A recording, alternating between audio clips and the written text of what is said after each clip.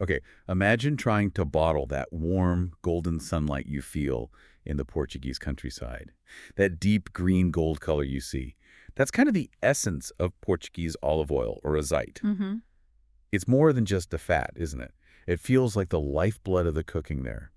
A thread woven through everything. It really is. It tells the story of the land itself through flavor. So today we're really digging into this, not just, olive oil in general, but specifically Portuguese azeite. Exactly. And look, this isn't just a condiment we're talking about. It's a complex agricultural product, yes, but it's also a huge cultural pillar. Right. Our goal here is to go beyond the basics. We want to unpack the history, the regional differences, the production secrets that make Portuguese azeite truly world-class. Yeah, we want to give you the tools so you can walk into a shop, maybe back home or even in Portugal, and know what you're looking at. To be able to choose and taste it like an insider. That's the idea, because understanding the quality, it's also about understanding the culture behind it.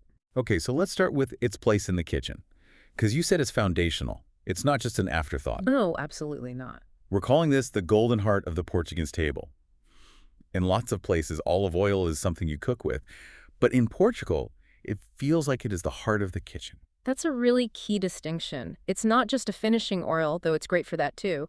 It's often where the flavor starts. Oh, so. Well, think about the refogado, that base of gently sautéed onion, garlic, sometimes tomato or herbs, all done in a generous amount of azeite. Right, that starts so many dishes. Almost every traditional stew or rice dish, yeah. And that technique means the oil's own flavor, that fruity richness, infuses the entire dish right from the beginning. And culturally, you just see it everywhere. You go into a restaurant, any traditional place, and there's the bottle right on the table. It's expected. It's essential. It's not like asking for olive oil as a special request. It's just there. And often the meal starts so simply, doesn't it? Just good, crusty bread and a little dish of that golden green oil for dipping. That simple act, dipping the bread, it connects you straight away to the pure taste of the land. It's a ritual. And this kind of universal presence, this generous use, it ties into the Mediterranean diet, right? Mm-hmm. Which is famous for flavor, but also for health. Directly. I mean, think about how it's used. Drizzled over grilled fish, making it glisten, whisked into salad dressings, preserving bacalhau, the salt cod. Transforming simple boiled potatoes and greens even. Exactly. Just a pour of good azeite over those elevates them completely. It's the main source of those healthy fats, the monounsaturated fats, and other beneficial compounds we'll get into. That's why the diet is linked to longevity. Okay, so if it's everywhere and it's so important for flavor and health, how is that quality actually created? Let's take that journey into the olive groves. Right, because this is where terroir comes in, just like with wine. Terroir. So the land, the climate, the specific olive tree variety. All of it. Portugal's geography is surprisingly varied. You've got coastal areas, mountains, dry plains, and that massively impacts the olive. So you're not dealing with just one type of oil. We always hear about the Alentejo region, those vast, sun-baked plains in the south. That's the heartland, isn't it, production-wise? It certainly is for volume, yeah. Yeah. Alentejo is flatter, it's hotter, drier, it's well-suited for larger-scale, more modern olive groves, sometimes more mechanized farming. So newer trees, maybe, planted for yield. Often, yes. But then you go north, say to Trás-os-Montes, it's mountainous, the climate can be harsher. Completely different landscape. Totally. And there you find those incredible ancient olive trees, the ones with the gnarled, twisted trunks that look like sculptures. Yeah. Some of those trees have been there for centuries. They produce fewer olives, but the oil, it can have this extraordinary intensity. Wow. So right there, you've got a contrast. High volume, maybe milder oils from the south versus lower volume, potentially more intense oils from the north. That's a good starting point. And then you layer in the actual olive varieties. Ah, yes. Are there key Portuguese varieties we should know? Definitely. Two main native ones stand out. First, there's Galega. It's very common, especially in the center and south. It tends to produce a milder oil, sometimes quite sweet, notes of apple or almond, maybe a bit buttery. Okay, Galega milder. Then there's Cobrançosa. This one's more widespread. You find it across the country. It typically gives oils more body, a noticeable bitterness, and quite often a really strong peppery finish. That picante kick we'll talk about later. Cobrançosa, more intense, peppery. Got it. So the farmer's choice of which olive to grow, plus the specific soil and microclimate, that shapes the oil personality before an olive even leaves the tree. Okay, so let's follow that olive from the tree to the bottle.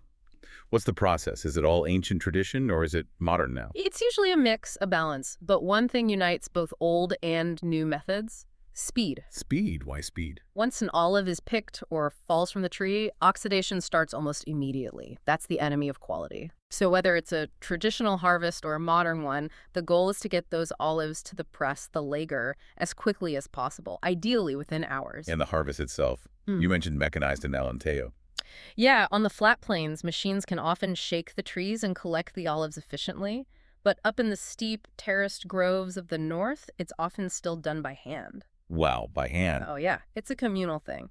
Families, neighbors, carefully picking, often onto nets spread below the trees. The key is to avoid bruising the olives. Because damaged fruit means. Higher acidity, potential for off flavors, it's critical. You want intact, healthy fruit going into the press. Okay, so olives gathered quickly, minimal damage. When they go to the lager, what happens there? Are they still using those old stone wheels? Some small, very traditional places might, but the best modern laggers use controlled systems, usually stainless steel machinery. And the crucial part is cold pressing, or more accurately, cold extraction. And coal extraction? It means the whole process is kept at a low temperature, usually below 27 degrees Celsius. Heat speeds up oxidation and can destroy those delicate aromas and flavors. And it affects the health compounds, too. Absolutely. Low temperature protects the polyphenols, those antioxidants we mentioned, and helps keep the acidity very low. Low acidity is a primary indicator of quality. Okay, but back to that Alenteo scale for a second. With that large scale, possibly more industrial production, is there a risk of losing the sort of nuance, the character you might get from smaller, traditional northern producers? That's a valid concern, and it's a tension in modern agriculture everywhere, isn't it? Big versus small, tradition versus efficiency. So how do we as consumers tell the difference? How do we find quality, regardless of scale? Well, one important tool is certification. Portugal has a system like the French AOC or Italian DOC for wine. It's called DOP, Denominação de Origem Protegida, or Protected Designation of Origin. Ah, like for cheese or wine? Exactly. So if you see, for example, Azeite de Trozos Montes DOP or Azeite do Alenteo Interior DOP on the label, that tells you something important. What does it guarantee? It guarantees that the oil comes from that specific geographic region, uses specific olive varieties grown there, and follows certain production standards. It protects those unique regional profiles and provides a level of quality control.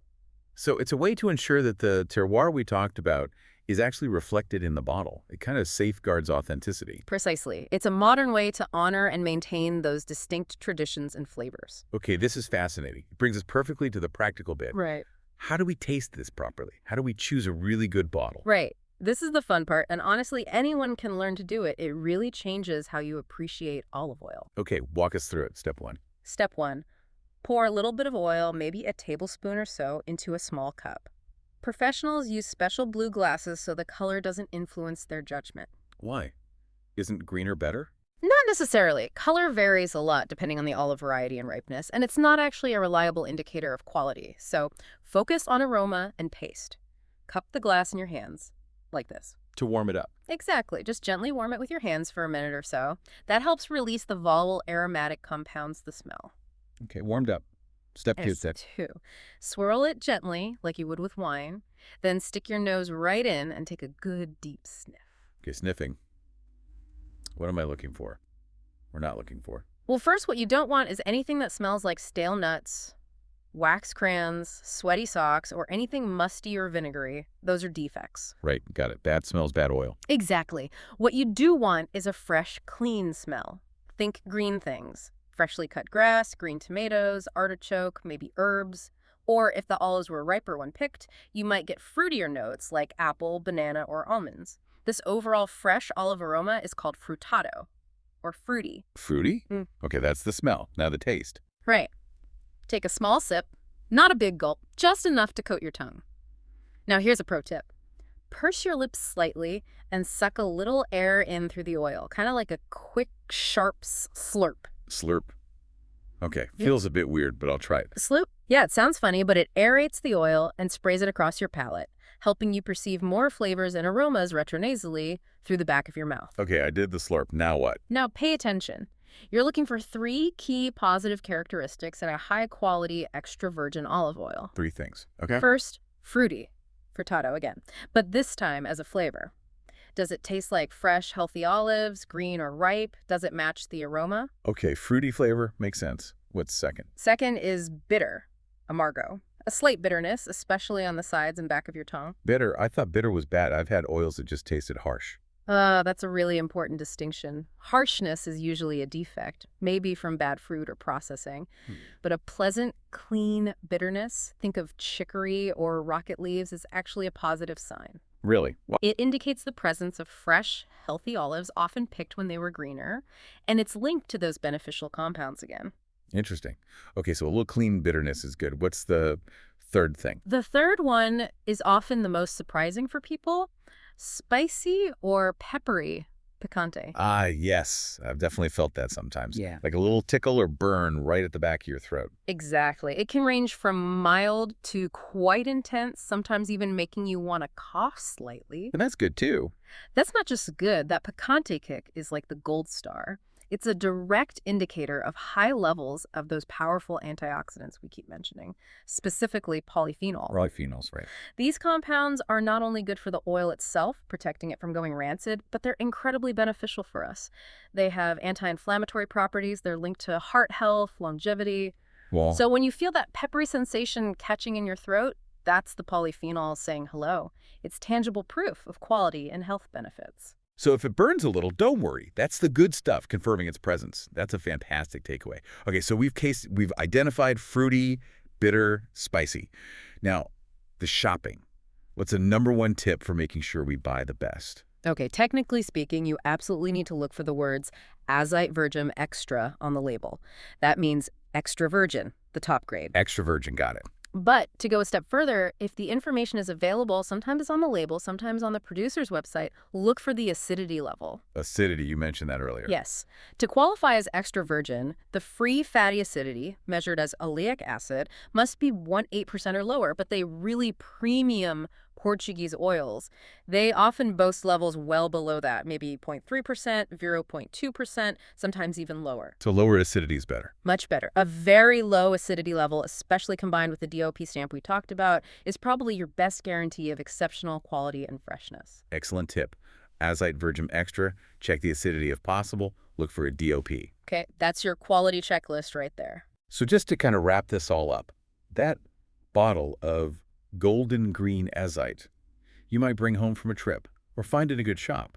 It's really so much more than just cooking oil, isn't it? Oh, absolutely. It's a taste of the Portuguese sun, like you said. It's a memory of those rolling hills or maybe those ancient gnarled trees. And the sound of the lager, the press. Yeah, and a connection to this agricultural tradition that goes back thousands of years. It's history in a bottle. It really embodies that story, managing the gifts of the land, the specific olive types, with the demands of modern quality control. Exactly right. Quality like this doesn't happen by accident. It's intentional. It's about respecting the raw material and using skill, whether traditional or modern, to capture its best expression. So I guess the final thought for everyone listening is, the next time you pick up a bottle of Portuguese olive oil, maybe pause for just a second.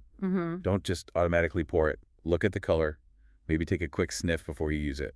Appreciate that little bit of liquid sunshine. Think about the journey it took. Yeah. Because there's a whole story there. I'm just waiting for you to taste it.